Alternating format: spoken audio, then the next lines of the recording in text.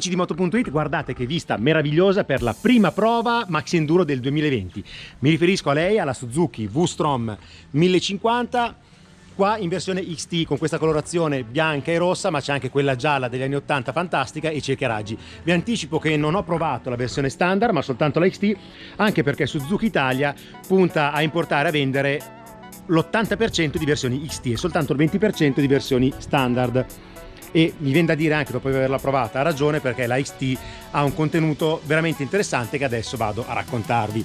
Della Suzuki V-Strom non vi faccio mistero che mi è sempre piaciuta, trovo che sia una delle Maxi Enduro più divertenti, più piacevoli da usare su strada, ve l'ho detto anche nella prova della versione 1000 XT di un paio d'anni fa.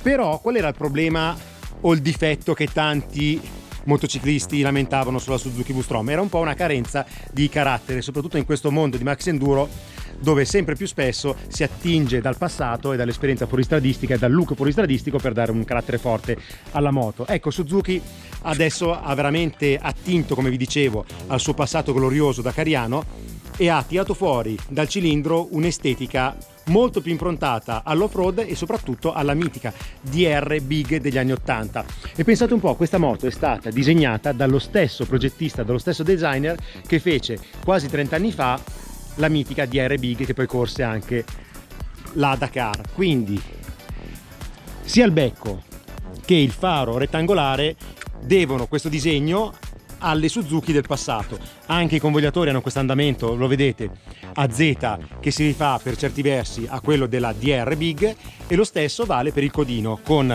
questo andamento del parafango che ricorda le moto da cross e anche con questa linea rosso che va a congiungersi poi col fianchetto bianco, che si ispira evidentemente alla DR 800, quella bianca e rossa.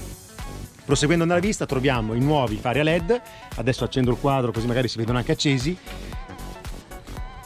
con questo disegno a ferro di cavallo con le due lucine qua sotto. Il becco vi ricordo che ha debuttato proprio sulla DR Big negli anni 80, credo che sia stata una delle prime Maxi Enduro col becco insieme alla Gilera XR 125, non so quanti di voi se la ricorderanno. Fari a LED anche dietro, sulla versione XT c'è il vetro bianco, mentre sulla versione base il vetrino è rosso.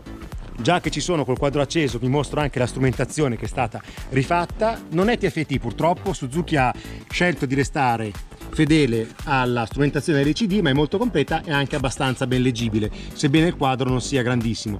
Ci sono molte informazioni abbastanza chiare qua, ma soprattutto sono molto chiari e facili da gestire i nuovi blocchetti elettrici. A sinistra c'è il mode che ci permette di regolare le varie nuove funzioni elettroniche del motore. Abbiamo 3 mappe motore che danno una risposta diversa. Abbiamo, vediamo se riesco a inquadrarvela, la A più aggressiva, B intermedia e C dolce per fondi scivolosi. Abbiamo la regolazione dell'ABS su 2 posizioni, 1 per il fuoristrada, 2 per la strada, e poi abbiamo anche il livello di intervento del controllo di trazione, che può essere anche escluso, mentre non si può escludere l'ABS. Di serie sulla versione XT troviamo i cerchi a raggi con l'anteriore da 19 pollici, misura della gomma 110, 80, 19, barra di protezione paramotore molto interessante perché vedete scende anche nella parte inferiore dove non c'è il telaio, perché il motore bicilindrico è appeso a questo che è il telaio, bitrave in alluminio. Questo tubo invece di acciaio funge da protezione al motore e ripara anche discretamente il filtro dell'olio e il collettore di scarico. Proseguendo nella vista troviamo anche il cerchio posteriore da 17 pollici con gomma larga 150, 70 la spalla, e le gomme utilizzate scelte da Suzuki sono le ottime Bridgestone A41. Vediamo anche lo scarico singolo sul lato destro, gli attacchi per le borse e la sella su 2 ripiani, passeggero e pilota, con il portapacchi in alluminio di serie. La sella dista 85 cm da terra, ma può essere anche regolata 2 cm più alta utilizzando degli attrezzi, quindi non è immediata la regolazione, però si può fare. Altre novità riguardano poi il cupolino, che può essere regolato nella sua escursione con questa leva anteriore, 5 cm in altezza su una decina di posizioni. Poi è molto interessante anche questa barra molto robusta, perfetta se dovete utilizzare il navigatore satellitare. Ultima vista del ponte di comando con il serbatoio idraulico della frizione, leve completamente regolabili sia per la frizione che per il freno. Vi ho mostrato il motore, guardiamolo meglio, perché l'altra novità della Suzuki V-Strom 1050 riguarda proprio il bicilindrico, che rimane di 1037 cc, bicilindrico ovviamente a V di 90 gradi, Cilindrata uguale al precedente 1000, anche se cambia il nome, quindi differenza è soltanto nominale, sempre 1037 cc, ma cresce la potenza. Il motore diventa Euro 5 e cresce fino a 107,4 cavalli a 8500 giri. Dispone adesso del ride by wire, mentre la coppia cala di 1 Nm da 101 a 100, però ha 2000 giri in più. Vedete nell'insieme la moto che pesa 247 kg con 20 litri di pieno di serbatoio della benzina, mentre la versione standard si posiziona a 237 kg perché ovviamente non dispone dei cerchiaraggi ma neanche del tubolare di protezione del motore.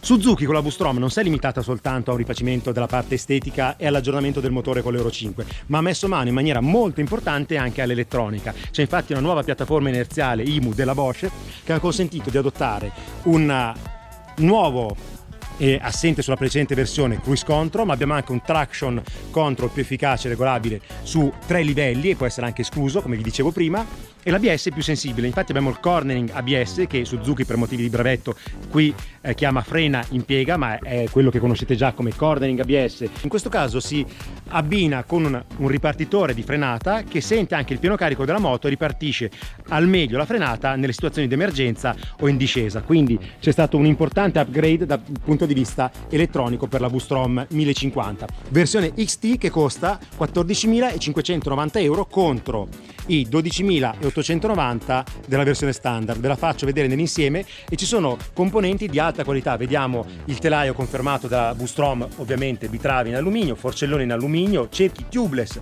cosa fondamentale per la sicurezza, sella regolabile, parabrezza regolabile, tutti i blocchetti nuovi, ma anche le sospensioni sono di altissima qualità. Troviamo infatti una Kayaba completamente regolabile qua davanti, ma anche il mono dispone del pomello per la regolazione del precarico remota, quindi molto comodo se viaggiate a pieno carico. Proseguendo vediamo le finiture col telaio verniciato in nero, una nuova finitura anche dei carter motore, vedete, leggermente ruvida al tatto, quindi meno liscia rispetto a prima, e poi c'è l'impianto frenante con le pinze ad attacco radiale della Tokiko e i dischi flottanti.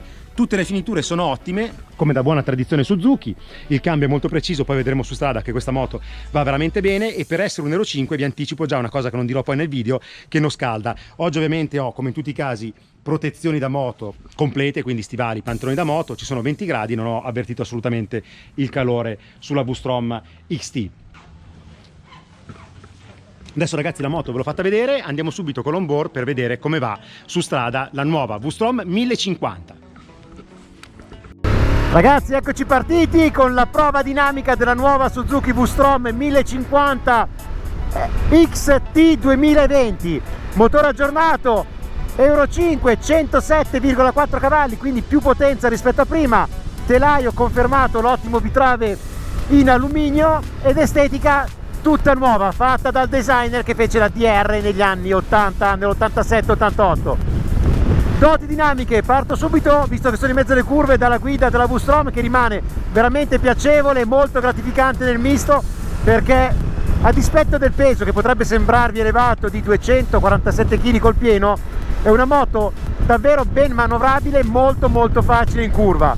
Questo perché il telaio è un punto fermo di Suzuki da anni, un telaio molto stabile, molto preciso e maneggevole, e si sposa con delle sospensioni Kayaba regolabili che vanno veramente bene. Non mi hanno fatto sentire la necessità di toccare le regolazioni perché sono molto precise, anche se vado a frenare forte, vedete la forcella affonda molto poco, danno tanto sostegno e sono molto sicure. Gomme Bridgestone A41 ottime nella tenuta, nell'appoggio e nella maneggevolezza.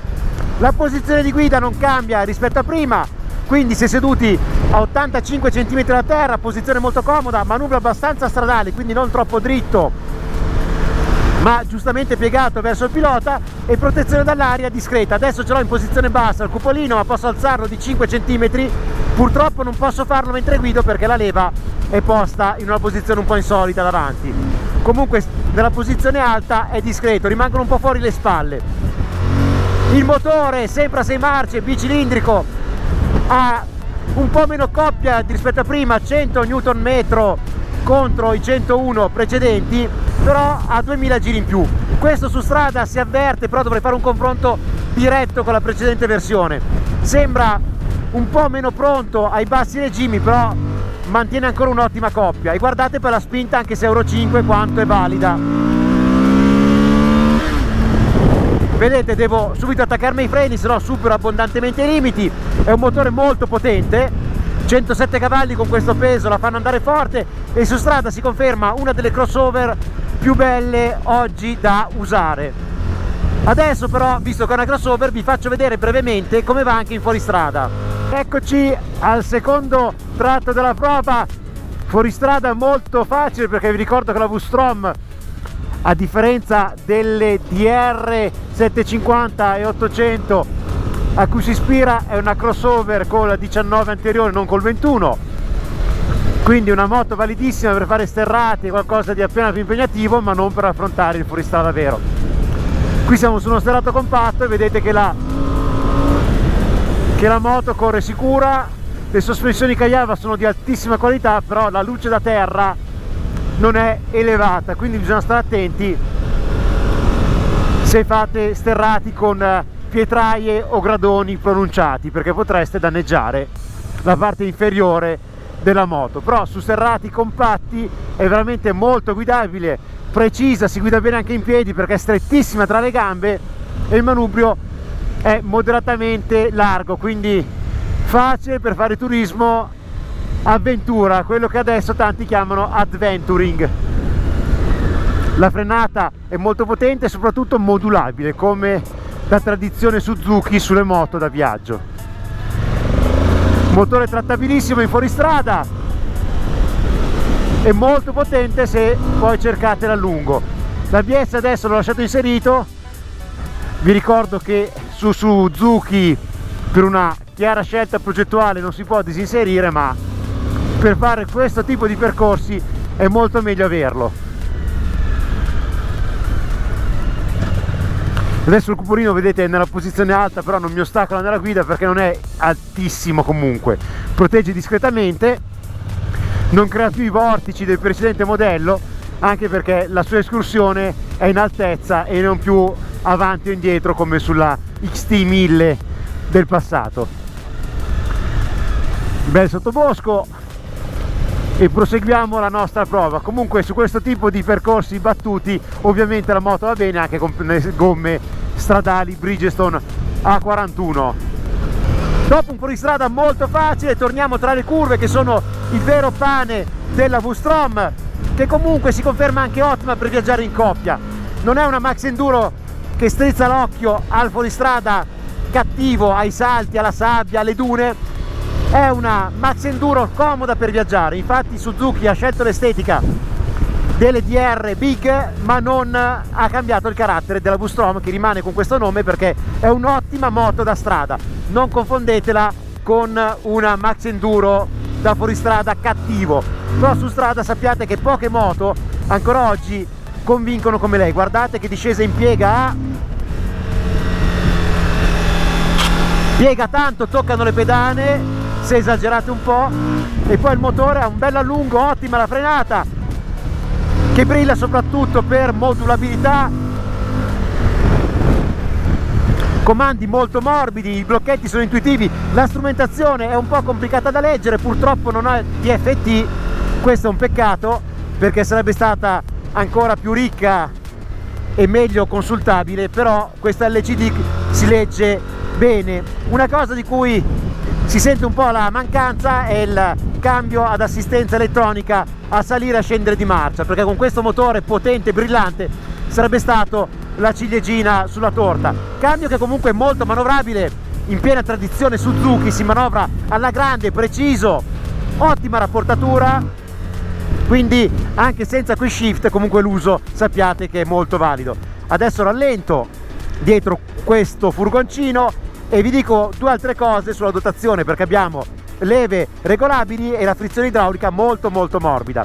Adesso ragazzi torno alla base, vi racconto quali sono i pregi e i difetti e vi saluto senza il casco dalla prova in Spagna della nuova V-Strom. A dopo! Pregi e difetti della V-Strom 1050 al rientro da questo bellissimo giro intorno a Ronda in Spagna.